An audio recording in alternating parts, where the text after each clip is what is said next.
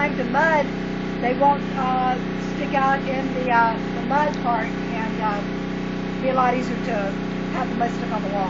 So trim it up, nice and pretty. Well, this is our latest little blessing and achievement. I've actually got, no, it's super dark in here. We don't have any lighting, but I've got this last wall strawed in last week, and look at this awesome piece of glass we've inset in. This is going to be in between the bedroom area and the office area. But we found this. I couldn't believe it. I just found this piece of glass at this junkyard underneath a couple of crates. And I was just like, you got to be kidding me. It's got beautiful calla lilies, which is my flower. Couldn't believe it. Orchid or something. Anyway, this is an awesome piece of big old heavy glass, and we paid like $17 for it. So it kind of jazzes the place up a little bit. I just can't wait till we get it all finished off and make it look pretty. Anyway, we got a little class in the joint now. Here we go. Superman again. We're here at the scrap yard in Asheville.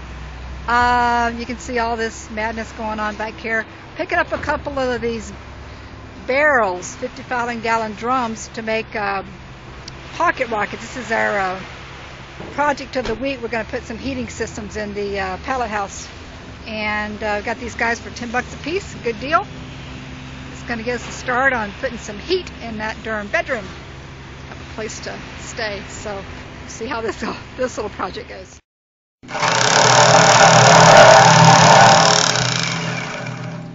Okay, Dave's cutting into this barrel right now to cut out the hole for our burn barrel, the chimney and the feed.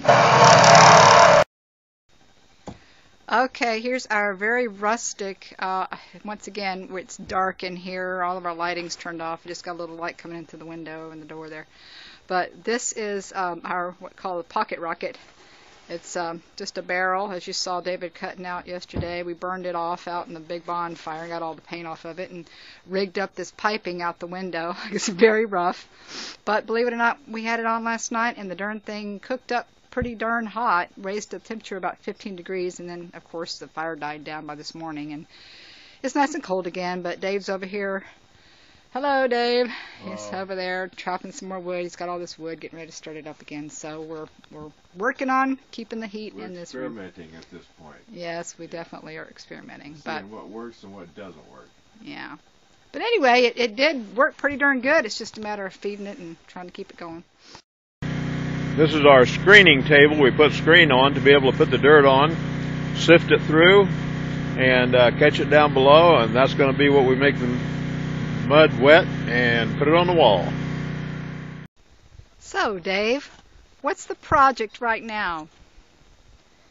We're going to China. We're going to China. You're digging a hole to China. 4 by 4. We're going to go see David Aaron, right? Yeah. All right. We're going to dig this out about 16 inches deep to put plastic in it, mix our mud, put straw in it, mix the straw up, take it in and slap it on the wall. That's right. This is our little cob station. So my honeydew, he does some great honeydews, by the way, I must admit. He's digging a hole for me. I'm going to get in. It's a little slow, but I get there. Yeah, I'm going to get in there and help him too, guys. So anyway, this is our little station over here, which he's already showed you how he's can sift through the stuff and make it a nice fine dirt. Our little little graded station over here. And then we got our mixer, and we're going to, like I said, dig the hole so we can pour it in there, and you'll see the operation. Over here we've got our straw bales covered up underneath our tarp. Get our water source organized. We're trying to get organized so we can start mudding some walls, guys, and get the bedroom finished off inside and start working on the other interior walls and blah blah. Anyway, we're going to have a nice big hole here before too long. What are you doing there, Kim? Just like the Egyptians used to do. Like the Israelis used to do.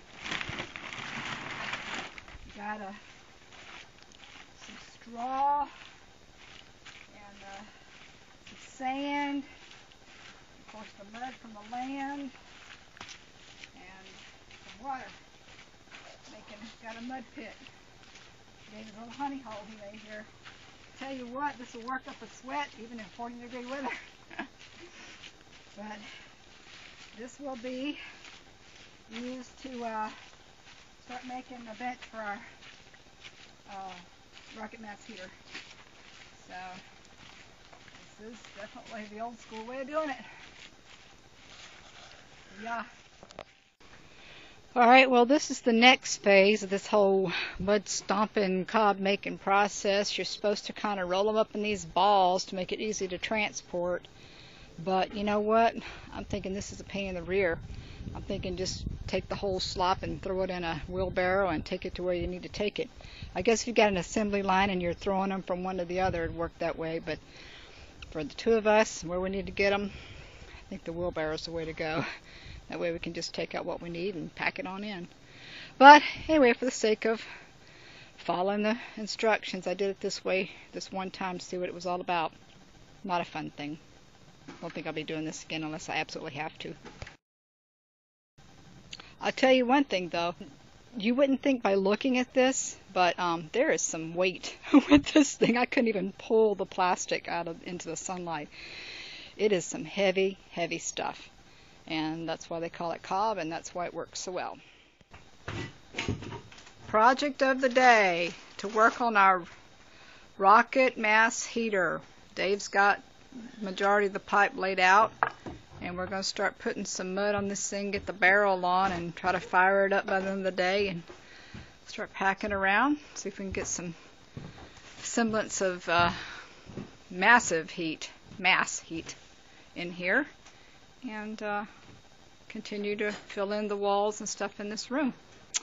Alright, busy day. Let's get to it. Once again, I know it's dark in here because we don't really have any light hooked up in here except for some natural light coming in, but I wanted to show you that Dave has put this rocket mass heater together. It's the barrel is right there. You can see the big barrel. And I'll walk over here and you can see the feeder tube. Look down in here and you can actually see there's a fire, pretty decent fire going on in there.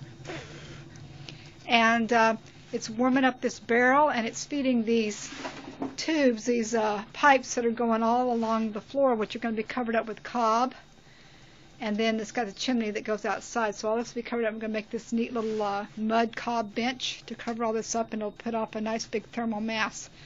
This thing puts out some heat, and all it requires is a little bit of twigs and limbs and stuff to make it burn. So it's really efficient and pretty darn hot and pretty darn cool in the sense of being really neat. So finally we got a good heat source going on. Just got to get it looking like something decent. Well, it's actually Christmas morning. We chose to come down here and do some work because it's another 50-degree weather day, but I just kind of want to show you one of the reasons why we came down here to work. The other day we came here and we had a wind pass through. You can see where it has basically knocked this little guy over here, which wasn't in very good shape anyway, but it destroyed that. Our little condo one we had over there next to our tent was also blown away, which I've taken apart already.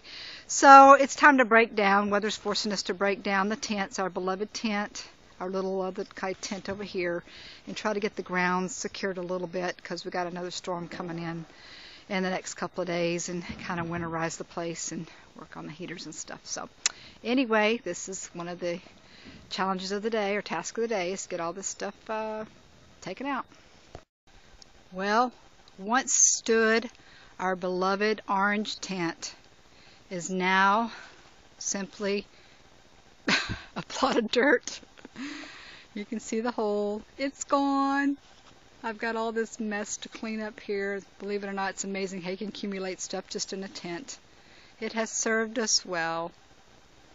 Now we have this one gone, this one gone. The little tent over here is gone. And we took down the thing that was torn apart.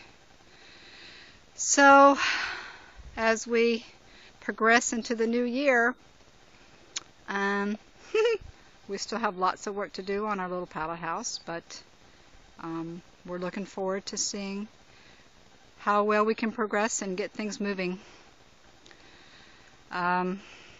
Keep praying for us and hope that we'll get some blessings, some monetary blessings soon, and get things rocking and rolling so we don't have to do all this by ourselves. God bless.